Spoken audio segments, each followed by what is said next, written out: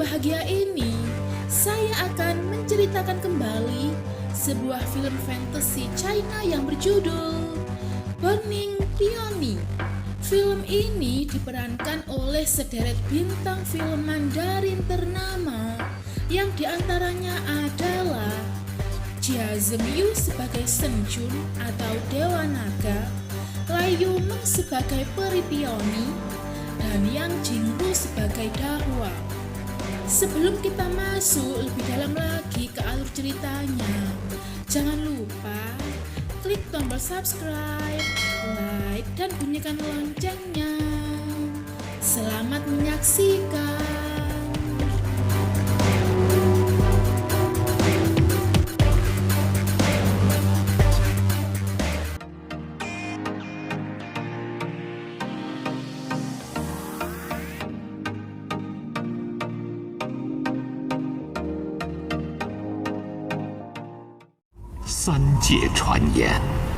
Kunlun Shandian Cerita bermula di sebuah kuil dewa di puncak Gunung Kunlun Yunyandu, di mana di dalamnya menyimpan benda suci berupa timbangan yang dapat mewujudkan semua keinginan makhluk, dengan syarat dia harus menukar apapun sebagai jaminannya, termasuk nyawa. Dan inilah Shen Jun yang merupakan dewa naga sekaligus pemimpin kuil. Suatu ketika, sesosok iblis datang untuk menebus kembali nyawanya yang sudah dia jaminkan. Tentu saja, keinginan tersebut bertolak belakang dengan isi perjanjian, di mana apapun yang sudah dijaminkan tidak bisa ditebus kembali. Meskipun sudah memohon, tetap saja keinginan tersebut tak dapat terwujud. Merasa tak mendapatkan apa yang dia inginkan, iblis itu pun lantas menyerang sang dewa dengan brutalnya. Tak tinggal diam, sang dewa pun membalas serangan-serangan yang makhluk itu berikan.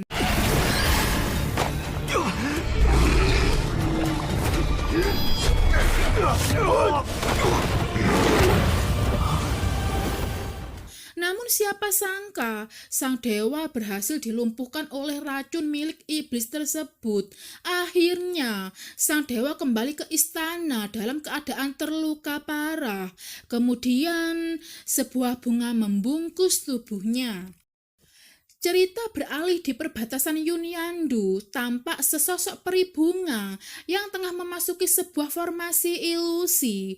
Namun naas, kuatnya ilusi tak sebanding dengan kekuatannya. Alhasil, dia pun merasa kewalahan dan hampir lenyap.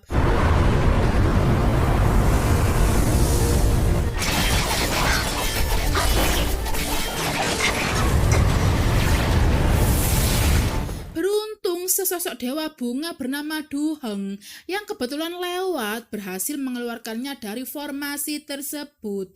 Sepertinya pertemuan pertama membuat keduanya memiliki chemistry. Terbukti ketika keduanya sama-sama pernah merasa bertemu sebelumnya.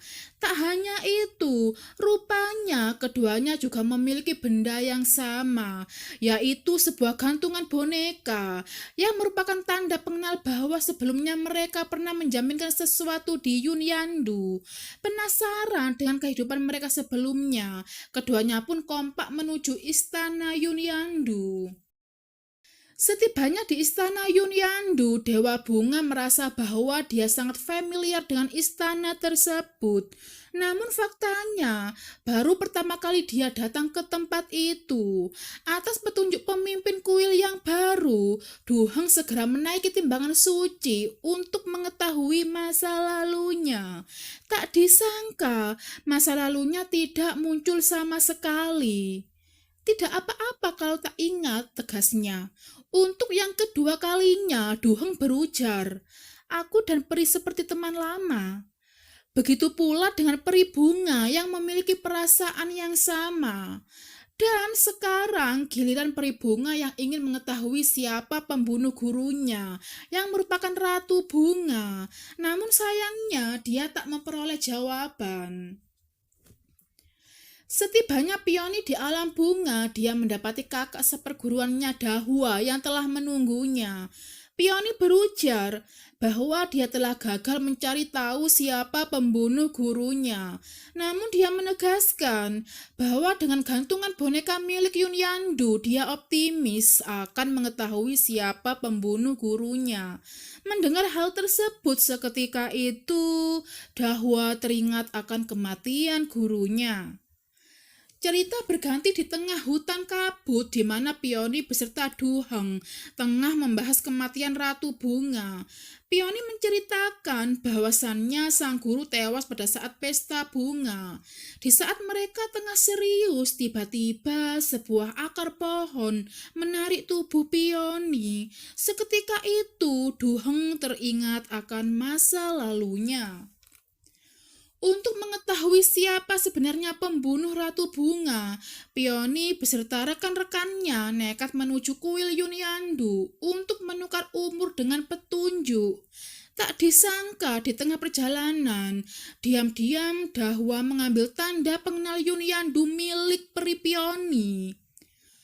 Cerita beralih di sekte langit. Pada saat ketua sekte langit tengah bersantai, Dahua menghampirinya dan memberikan sebuket bunga sebagai ucapan terima kasih karena sudah peduli atas kematian gurunya. Tanpa curiga, Liu lantas menghirup wangi bunganya. Dalam sekejap, Liu pun tak sadarkan diri. Kemudian Dahua membawanya ke kuil Yunyan untuk menggadaikan umur ketua sekte langit dengan kekuasaan. Namun sayangnya, roh penunggu timbangan suci enggan menerimanya. Tak kehabisan akal, dia pun hendak menggadaikan umurnya sendiri agar dapat menjadi Ratu Bunga. Namun lagi-lagi keinginan tersebut ditolak. Dahua berujar, dia sudah membunuh Ratu Bunga, seharusnya dialah yang berhak menggantikan posisinya. Mendengar hal itu, pemimpin Yunyan yang baru pun lantas tersulut emosi. Dia berujar bahwa bunga Pioni tak pernah berganti posisi. Ratu Bunga yang telah tewas hanya menjabat sebagai Ratu Bunga sementara. Sedangkan Ratu Bunga yang asli adalah bunga Pioni. Mendengar pengakuan tersebut, Dahua berniat membunuh Pioni. Dari sinilah Pioni mengetahui bahwa pembunuh Ratu Bunga yang sebenarnya adalah Dahua. Mendengar kenyataan tersebut, Pioni sangatlah kecewa. Dia menganggap kakaknya telah menghalalkan segala cara hanya demi tahta. Akhirnya keduanya pun terlibat adu ilmu sihir. Pioni bertekad akan membalaskan kematian gurunya. Keadaan diperparah oleh munculnya api dari langit yang membakar tubuh Pioni. Du Heng yang melihatnya pun tak tinggal diam. Dia berupaya untuk memadamkan api tersebut, namun usahanya sia-sia. Tak terima pujaannya terbakar, Du Heng lantas balik menyerang Dahua hingga dirinya terluka parah. Sementara Pioni kembali ke wujud aslinya, yaitu bunga Pioni. Tak ingin hal buruk menimpa Pioni, Du Heng lantas menggadaikan keberuntungannya agar Pioni dapat kembali. Dengan begitu, Du Heng tak akan bisa hidup bersama langit dan bumi. Akhirnya, peri Pioni pun kembali dan melenyapkan Dahua. 我的妹妹，插花姐姐。 Sesaat kemudian, sang peri pun tak sadarkan diri dan memasuki alam mimpi. Di alam mimpi, Pioni bertemu dengan wanita yang mirip dirinya. Wanita tersebut mengucapkan terima kasih kepadanya. Di saat Pioni tidak sadarkan diri, Dewi Bunga Mawar datang menghampiri Du Heng seraya bertanya, "Apakah kau jatuh cinta kepadanya?" Du Heng yang tidak begitu mengerti apa itu cinta hanya bisa menjawab.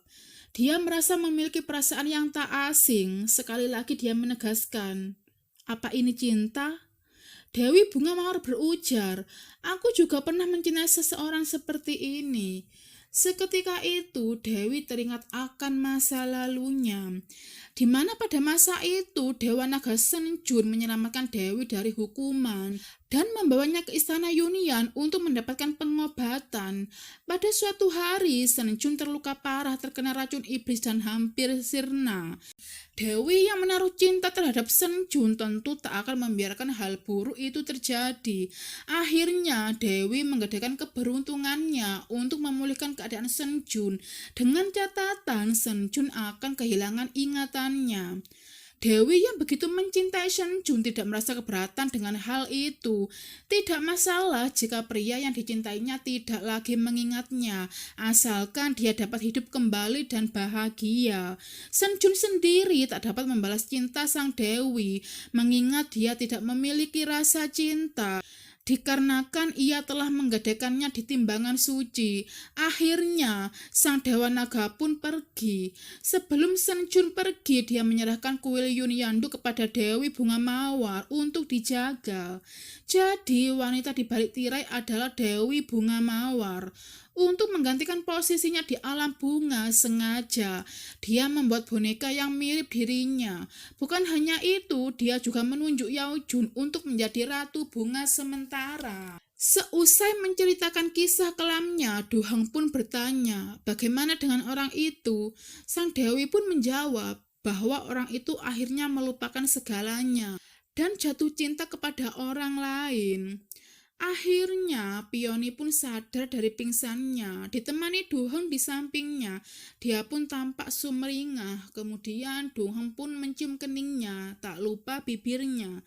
Sepertinya keduanya tengah dimabuk asmara. Sementara di lain sisi, Dewi Bunga Mawar tengah meratapi kegalauannya. Bagaimana tidak, pria yang selama ini dicintainya, mencintai boneka yang telah dia buat. Menyadari Duheng telah menggadaikan keberuntungan, sontak Pioni pun bergegas menuju kuil Yunyandu untuk mengembalikan keberuntungan Duheng.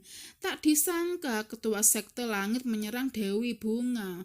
Ketua sekte berdalih bahwa Dewi Bunga sangatlah hebat. Di samping menguasai posisi Ratu Bunga, Ratu juga menguasai kuil Yunyandu. Dengan lantangnya, ketua sekte langit meminta Ratu Bunga untuk menyerahkan kuil Yunyandu. Ratu Bunga yang mendengarnya pun lantas murka dan adu pedang pun tak dapat dihindari. Pioni yang menyaksikan insiden tersebut akhirnya turun membantu, begitupun juga Duheng yang baru saja tiba. Namun sangat disayangkan, kekuatan yang mereka miliki tak sepadan dengan kekuatan musuh. Akhirnya mereka pun tumbang.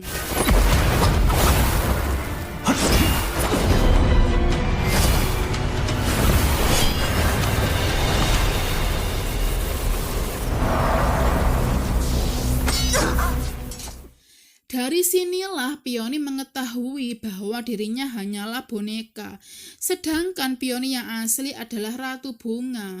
Pioni yang mendengar hal itu dari mulut ketua sekte langit pun tak kuasa membendung tangisnya. Pioni berujar, dirinya hanyalah sebuah boneka, tak pantas mendapatkan cinta dewa. Merasa dirinya hanyalah sebuah boneka, dia pun nekat menggadaikan umurnya untuk menyegel ketua sekte langit dan menukar kekuatan langit dan bumi. Mendengar keputusan Pioni, roh Libra pun turun dan berusaha mengingatkan Pioni. Jika keputusannya sudah bulat, maka takkan ada lagi dirinya di dunia. Sementara di lain sisi, perang terus berlanjut. Rupanya ketua sekte langit begitu berambisi menguasai kuil Yunian, sedangkan Pioni pun sirna disaksikan oleh Duheng.